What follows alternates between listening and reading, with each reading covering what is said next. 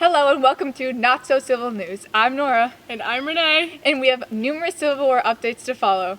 Recent news, Confederacy President Davis appointed General Robert E. Lee to his military advisor. We will be covering that topic in depth later. But now let's send it to weather. Today in Virginia, you can expect the weather to clear up and for there to be a few clouds today. Don't forget your raincoats. Breaking news. The Confederates' ironclad ship, the Merrimac, had started to destroy wooden ships, and in response, the Union sent out their ironclad ship, the Monitor, to begin a duel between the two. Let's set it to the scene. Hello, we are here in Hampton Roads, Virginia, watching this exciting battle between the Union and Confederacy. Back to you. Merrimac was the first steam-powered ironclad ship built by the inferior Confederate Navy. Due to the sail and steam engine, the Merrimac was able to go 14 miles per hour. During the Civil War, the U.S. Navy ordered their first ironclad ship, the Monitor. The Monitor had a shallow draft. It could operate in less than 11 feet, but it could not go faster than 7 miles per hour.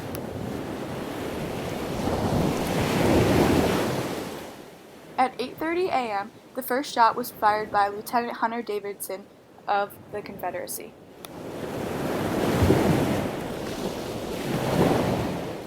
At 8:35 a.m., the Monitor and the Merrimac began circling each other, testing each other's strength. At 10:30 a.m., the Monitor begins firing at the Merrimac, testing, as quoted, every chink in her armor. At 11:15 a.m., the Merrimac isolates itself and makes preparations to ram into the Monitor. At 11:45 a.m., the Monitor avoids ramming, but is hit with a violent blow. This causes the Monitor to stray away from action. At 12:10, in response, the Monitor attempts to ram the Merrimac, but a steering malfunction causes the Monitor to miss. At 12:30 p.m., the Merrimac returns support, and the battle does not resume again. In the end, the Union suffered about 500 casualties.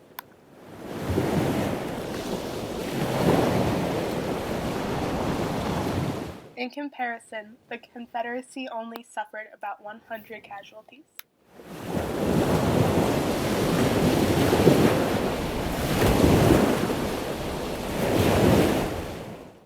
Despite the staggering differences in casualties, the battle still ended in a draw. Hi, and welcome to Not So Civil News. I'm your host, Renee, and today we are joined by Officer Catsby Jones. Hello, Officer. Hi, thank you for having me.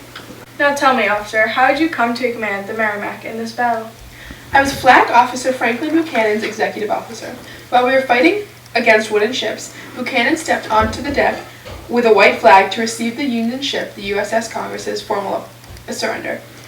But he was shot by a musket on the shore and had to receive immediate medical attention. Then I became the commander of the ship. I'm sorry to hear about your officer. I wish him a speedy recovery. What are some military tactics you used during this battle? I started by attacking the USS Minnesota, but then I received word that the USS Monitor was about to attack us. Then I changed the direction of our guns and began attacking that ship. How did the battle end? After hours of fighting with little effect, the battle ended in a draw. Thank you for your time, officer, and good luck with the rest of the war. Thank you for having me. Next, I will be joined by John Doe, a witness from the duel. Hi, nice to meet you. Hi, welcome to my show. Thank you for having me, Renee. Tell me a little about yourself. Well, I'm from Virginia. I'm a fisherman. I have a fiance. We're getting married in August. Oh, congratulations. I hope your wedding is safe. Tell me what you witnessed on Hampton Roads on March 9th. I witnessed the destruction of the Merrimac. Tar, oil, fat, and grease were spread over the decks and set on fire. She had been burning fiercely for about an hour and a half when a terrific explosion tore her to pieces. The air was thick with large and small pieces of timber. The ill-fated vessel sank immediately. Not a vestige of her remained above the water. Wow, how intriguing. How did this make you feel? I was terrified. I did not know what was about to happen. I was shocked to end it in a draw. Thank you for coming on my show. Thank you for having me. Have a nice day. You too. Welcome back to the desk. We're going to send it to our military analyst, Grace Moore.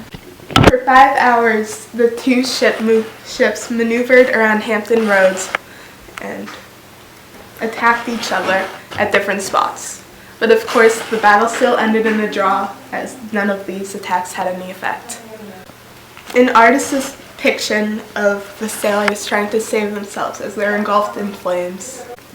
As you can see in the picture, the Merrimac was larger than the Monitor, but this did not affect the outcome as much as one would expect. That is our show for today. Thank you for joining us in our prime coverage on the Civil War. Today, a 5-hour duel between the Confederates' Merrimac and the Union's Monitor. Although they were not the first ironclad ships, the Monitor and the Merrimac were the first ironclad ships to duel. This battle was a major step in both the Union's Anaconda Plan to blockade and a turning point in naval warfare because of the transition from wooden ships to ironclad ships. March 8th will go down as the bloodiest naval battle in history because of the Confederates' ship, the Merrimac, destroying many Union wooden ships. Thank you for joining us. Have a great day!